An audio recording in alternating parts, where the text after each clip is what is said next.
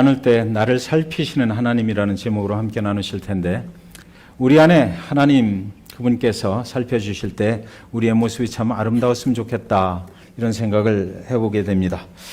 다운타운을 가로질러서 세인존스 리버가 이렇게 흘러가죠. 강 주변에는 또 높은 다운타운 빌딩들이 이렇게 있어서 그 다운타운의 빌딩이 이렇게 강물의 그림자로 이렇게 비치는 모습, 그것 또한 굉장히 아름다운 모습입니다. 강을 건너는 다리들이 또 있습니다. 그 다리는, 그 중에 한 다리는 이렇게 큰 배가 밑으로 지나가려면 열렸다가 또 배가 다 지나가면 닫혀야 되는 그런 다리가 있습니다. 제가 전에 직장 생활을 할 때 제 자리가 너무나 좋은 자리에 앉아 있었어요. 그래서 그 건물의 5층이었는데 그 세인존스 리버 다운타운이 딱 보이는 그 정확한 그 아주 아름다운 것을 볼 수 있는 자리였습니다. 그래서 배가 지나갈 때가 되면 저쪽에서 배가 들어옵니다. 들어오면서 꽝 하고 고동을 한번 올려주면 이제 이 철다리가 슬슬슬슬 이제 올라가기 시작하면서 그 차들이 이제 그때부터 스탑 사인을 받고 그래서 쭉 이제 줄을 서게 되는 그런 모습을 한눈에 이렇게 볼 수가 있었어요. 그런데 이제 그 배가 지나갈 때, 다리 밑을 통과해 나갈 때 시간이 좀 걸립니다. 그러니까 줄을 서 있던 차들이 이제 조금 굉장히 좀 지루할 쯤 되는 거죠. 그러면 차 안에 있는 운전자들은 밖에서 벌어지는 상황을 전혀 알 수가 없어요. 배가 어느 만큼 지나갔는지 알 수가 없는 거죠. 그러다 보니까 제가 가만히 쳐다보면 맨 앞에 서 있는 차들 중에서 어쩌다가 몇 대가 기다리다가 지쳐서 이게 무슨 일이 있나 보다 이렇게 오해를 하고 딱 턴을 해서 다시 돌아서 가버리는 거예요. 그 옆에 또 길이 이렇게 있더라고요. 그런데 그런 차들이 몇 대 돌아서 다시 나가버리는 조금만 있으면 그 시간이 다 기다리질 못하고 돌아가 버리더라고요. 그런데 조금만 있으면 그때 지나가는 배가 이제 완전히 통과해서 백고동을 한번 빵 하고 기다려줘서 감사합니다 하고 이제 울리면 그때 또 철다리가 슬슬슬슬 내려오는 거예요. 그래서 그때 그 모습을 보면서 인생을 살다 보면 참 기다리기가 힘든 때가 있는 것이구나. 조금만 더 기다렸다면 저 차들도 그냥 지나갈 수가 있었을 텐데, 저와 여러분의 모습 속에도 기다리다가 지쳐서 하나님의 약속을 믿고 살지만 그 하나님의 약속된 그 말씀이 내 삶 속에 이루어지는 것을 기다리다가 지쳐서 언젠가는 그것을 포기하고 하나님이 나를 잊으셨나 보다 이렇게 생각하고 다른 길로 가버리는 그런 때는 있지 않나, 이런 생각을 해보게 됐습니다. 오늘 아브람과 사레는 하나님의 약속을 기다리다가 지쳐서 다른 길로 갔다. 그런데 하나님께서는 그곳까지 쫓아오셨다, 이런 말씀이 되겠습니다. 16장 2절에 보면 사레가 아브람에게 이르되 여호와께서 내 출산을 허락하지 아니하셨으니 원하건대 내 여종에게 들어가라. 내가 혹 그로 말미암아 자녀를 얻을까 하노라 하매 아브람이 사레의 말을 들으니라, 이렇게 되어 있습니다. 10년 전에 하나님께서 너의 후손을 통해서 저 하늘의 별과 같이 너를 축복되게 하리라라고 그렇게 약속을 하셨습니다. 아브람도 사라도 그 하나님이 축복하신다는 약속을 믿고 지금까지 살아왔던 거예요. 그들이 축복의 땅으로 들어갈 것입니다. 그들의 후손이 별과 같이 하나님의 말씀하신 대로 번성케 될 것입니다. 그런데 10년 전에는 그 말씀을 믿을 수가 있었어요. 그때까지는 아직 젊었으니까. 그러나 10년이 지난 지금은 육신이 그때와 같지 않다는 것입니다. 몸이 10년 전 같지가 않아요. 그러나 하나님께서 후손을 주시겠다고 한 그 약속이 이제 이루어질 것이라고 기대하면서 지금까지는 살아왔는데 오늘 내 모습을 보니까 영 틀렸다라는 거죠. 하나님께서 그 약속을 잊어버리셨든지 아니면 하나님이 헛 약속을 하셨든지 그것을 믿고 여지껏 살아온 내가 바보 같았든지 이런 생각을 할 수밖에 없었던 것이죠. 그래서 사레가 이제 아브라함에게 제안을 하나 하는데 나의 여종 하가를 당신에게 줄 테니까 우리가 그를 통해서 자녀를 얻자라고 이렇게 제안을 합니다. 아브라함은 이때 굉장히 곤란한 입장이 됐겠죠. 하나님의 약속을 부여잡고 자기 가족들을 데리고 여기까지 왔는데 하나님의 약속이 이루어지지 않으니까 사랑하는 아내가 그러면 다른 세상 방법을 써서 우리의 후손을 얻어보자 이렇게 하니까 아브라함은 지금 사람의 말과 하나님의 말 중간에 딱 서서 어떤 결정을 해야만 되는 그런 순간에 있는 것입니다. 그런데 이때 아브라함이 사레의 말을 들으니라. 성경은 이렇게 되어 있습니다. 하나님과 사람 사이에서 아브라함은 결정을 할 때 사레의 말을 들었다 그래요. 여러분 2019년을 우리는 살아가고 있습니다. 이제 벌써 일주일 2주째가 되는 주일 예배를 드리고 있어요. 여러분들 2019년을 우리가 살아갈 때 우리도 역시 마찬가지예요. 하나님과 사람 사이에서 살아가게 되는 거죠. 그래서 오늘 이 말씀을 꼭 기억했으면 좋겠습니다. 하나님과 사람 사이에서 우리가 무엇을 선택하면서 살아야 되는지 2019년 하나님께서 우리에게 한 해로 주셨는데 이 한 해를 주신 하나님의 그 말씀 안에서 우리가 살아가야 될 텐데도 불구하고 우리는 때때로 오늘 아브라함처럼 사람의 말을 듣고 나의 갈 길을 선택해버리는 그런 경우가 있다는 것입니다. 사람의 말은 현실감이 있습니다. 사람의 말을 들어보면 결과가 보장된다고 말합니다. 충분히 이해를 할 수 있는 것이 사람의 말입니다. 10년을 기다렸는데 결과가 없다면 하나님의 약속이 이루어지기는 이제 힘든 것이라고 판단할 수가 있습니다. 충분히 이해할 수 있습니다. 누가 보아도 사례는 늙어서 이제 더 이상 새로운 생명을 잉태하기에는 어려울 것입니다. 이해가 충분히 됩니다. 사례가 하는 말이 우리는 얼마든지 이해하고 그가 무슨 말을 하는지 구체적으로 얘기 안 해도 단번에 알아들을 수가 있습니다. 그렇게 하자고 하는 사례를 이해하지 못할 사람은 이 세상에 한 명도 없을 것입니다. 그러나 하나님의 약속을 믿고 가는 길은 결과가 보이질 않습니다. 지금 그 약속이 어디까지 진행돼서 나한테 어디만큼 왔는지 우리는 눈으로 볼 수가 없기 때문입니다. 하나님의 약속은 많은 경우 이해할 수가 없습니다. 저와 여러분도 이런 상황 속에서 살아가고 있는 것이에요. 우리는 거의 매일의 순간들을 하나님과 사람 사이에 서 있게 되는 것이거든요. 어느 길로 갈 것인가? 하나님의 길과 사람의 길 가운데 어디로 갈 것인가? 이것이 인생이라는 것입니다. 사람의 길은 쉬워 보입니다. 넓어 보입니다. 인간의 계산으로 분명히 그렇게 가면 결과가 나올 것이라는 생각을 가지고 가게 되는 길이 사람의 길입니다. 그러나 많은 경우 하나님의 길은 보이지가 않는 것입니다. 인간이 가는 길은 보장된 길이지만 하나님의 길은 오늘 이 순간 보장되어 있다라고 우리 눈에 보이지를 않는 길. 그것이 바로 하나님의 길입니다.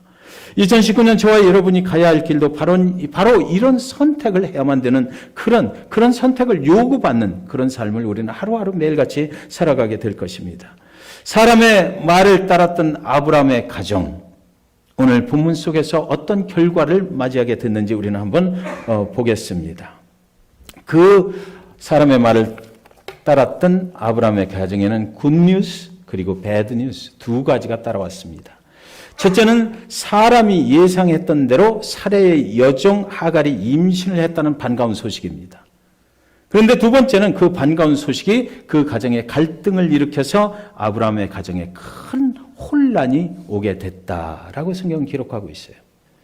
성경은 이때 굿뉴스보다는 그런데 배드뉴스에 초점을 맞춰서 계속 16장을 기록하고 있습니다. 16장의 나머지 부분들은 모두 이 배드뉴스를 향하신 하나님의 이야기가 기록이 되어 있어요. 여종 하갈의 임신을 축하하는 기쁨이 충만했다든지 베이비 샤워를 했다든지 모두 감사했다든지 내용은 한 구절도 기록이 되어 있지 않습니다. 그 이후 아브라함의 가정은 예상치 못한 하갈과 사레의 갈등 속에 빠지게 되었다라고 기록해 놓고 있어요. 아브라함의 아내 사레의 학대를 견디다 못한 그 여종 하갈이 이제 집을 뛰쳐나오게 된다는 것이죠. 불쌍한 하갈의 이야기가 여기 16장에 기록이 되어 있는 것입니다. 여러분, 우리가 살아갈 때 하나님의 말씀을 그대로 믿고 갈 수도 있고 아주 신실한 믿음의 사람으로 하나님께 순종하면서 갈 수도 있고 오늘 아브라함처럼 잘못된 선택을 하고 내 뜻대로 사례처럼 사람의 생각을 가지고 선택된 그 길을 갈 수도 있어요. 그런데 오늘 16장에 보니까 하나님은 믿음이 좋았던 그런 사람, 믿음이 아주 신실해서 하나님께 순종만 하고 가는 사람의 이야기는 꺾어 둬버리고 하나님을 선택하지 아니하고 사람의 생각을 따라 살려 했던 여종 하갈에게 초점이 맞춰져 있다는 것입니다. 성경은 하나님의 이야기입니다. 하나님께서는 하나님께 온전히 순종하지 못하고 사람의 생각으로 살아서 나타난 그 결과물에도 하나님은 여전히 큰 관심을 가지고 계시다라고 성경은 지금 말하고 있는 거예요. 그래서 7절에 보면 여호와의 사자가 광야의 샘물 곁 곧 술길 샘 곁에서 그를 만났다. 인생의 어느 길에서 하나님이 거기까지 찾아오셔서 만나주셨다라는 거예요. 하갈은 살해의 학대를 견디다 못해서 이제 도망을 치죠. 본 여주인 그의 청에 의해서 그렇게 해서 이제 새로운 생명을 뱃속에 갖게 됐는데 이제 그 살해가 좀 잘난 척을 했던 것 같아요. 그랬더니 이 본 여주인이 그를 학대해서 이제 그 집에서 쫓겨나는 신세가 됐습니다. 임산부의 몸으로 도망가다가 지쳐서 힘이 없어서 목이 말라서 더 이상 도망칠 힘도 없어 쓰러져 있을 때 그 앞에 오아시스가 있었더라. 성경은 그렇게 기록합니다. 샘물 곁에 퍽 하고 쓰러지는 하갈의 몸이 성경을 읽어보면 마치 천근 만근 차라리 죽어버리는 것이 낫겠다라는 생각을 했을 것 같아요. 그러나 내 몸에 이미 새로운 생명이 있으니 내가 마음대로 죽을 수도 없고 이 일을 어쩌면 좋을까. 쓰러진 채로 엉금엉금 간신히 그 오아시스에 물을 마시고 있는 하갈의 모습을 한번 상상해 보시기 바랍니다. 물 한 모금 이제 또 마시니까 좀 정신이 들었습니다. 광야의 태양볕이 한없이 따갑게 내리쬐는 날입니다. 하갈이 정신을 차리고 생각해 보니 원통하기 짝이 없는 운명을 타고났구나 생각이 드는 거예요.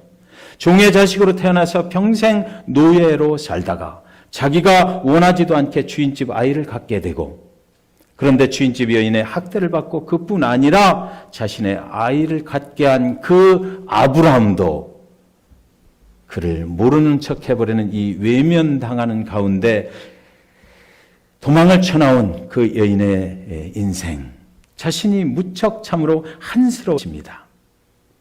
도대체 내 인생은 어디로부터 와서 어디로 가려는 것인가? 지금 나는 어디를 향해서 가야 되는 것인가? 어디를 가야 될지도 모르고 지금 사막 한가운데 서 있는 그의 모습. 배를 만져보니까 뱃속에서 속 모르는 이 새 생명은 발길질을 해댑니다. 하나님의 사람의 집에서 도망쳐 나온 하나님을 모르는 한 여인이 광야 사막의 오아시스 곁에 누워서 숨을 헐떡이면서 배에 손을 얹어보니 그 뱃속에서 생명이 움직이고 있는 것을 느끼고 있습니다. 여러분, 하나님의 사람의 집에서 하나님을 모르는 사람이 학대를 받고 지금 도망쳐 나온 것입니다. 세상에는 하나님의 교회에서 상처받고 방황하는 영혼들이 한없이 많이 있습니다. 그래서 내가 하나님을 믿는다고 하는 사람들 보기만 해도 싫다. 하나님의 교회 목회자, 내가 참으로 다시는 그들과는 상대도 하지 않으리라. 어쩌면 하갈이 그 사막의 그곳에서 했던 그런 생각이 아닐까. 하나님의 약속을 믿고 간다고 그 가정이 축복받은 가정이라고 우리는 하나님의 축복의 땅을 향해서 간다고 했던 그 아브라함의 가정에서 천대받고 학대받은 하갈이라는 한 여인의 고백이 우리는 지금 그의 입을 통해서 들을 수는 없지만 그날 그 사막 가운데서 그렇게 말하고 있지 않았을까 싶습니다. 이 생명을 데리고 나는 이제 어디로 가야 하는가? 8절에 보면 이르되 살해 여종 하갈아 네가 어디서 왔으며 어디로 가느냐? 그가 이르되 나는 내 여주인 살해를 피하여 도망하나이다. 여러분, 하갈이 그렇게 생각했을 거예요. 나는 지금 어디서부터 와서 어디로 가야 하는가? 내 앞길이 어딘가? 그 마음을 하나님께서 아시고 거기를 찾아오셔서 따라오셔서 그 하갈에게 묻는 것입니다. 네가 지금 어디서 와서 어디로 가느냐? 그런데 여러분, 하갈은 내가 어디서 온 거 중요하지 않습니다. 오늘 당장 내 생명이 걸린 문제 앞에서 나는 앞으로 어디로 갈지도 모르는 그런 위치에 있는 거예요. 그런 상황 가운데 있는 거예요. 그래서 그가 아는 것은 뭐냐면 내 여주인 살해를 피해서 내가 도망하나이다. 내가 지금 도망치고 있는 것 그것밖에는 알 수가 없습니다. 내 앞날에 대해서 나는 아무것도 아는 것이 없습니다. 어디로 갈지 목적을 가지고 나온 것도 아닙니다. 이 사막에서부터 내 생활이 앞으로 어떻게 전개될지 나는 아무런 계획도 없는 것입니다라고 그가 그렇게 말하고 있는 것이에요. 11절에 보면 여호와의 사자가 또 그에게 이르되 네가 임신하였은즉 아들을 낳으리니 그 이름을 이스마엘이라 하라. 이는 여호와께서 네 고통을 들으셨음이니라. 하갈이 임신했다고 말하지 않았거든요.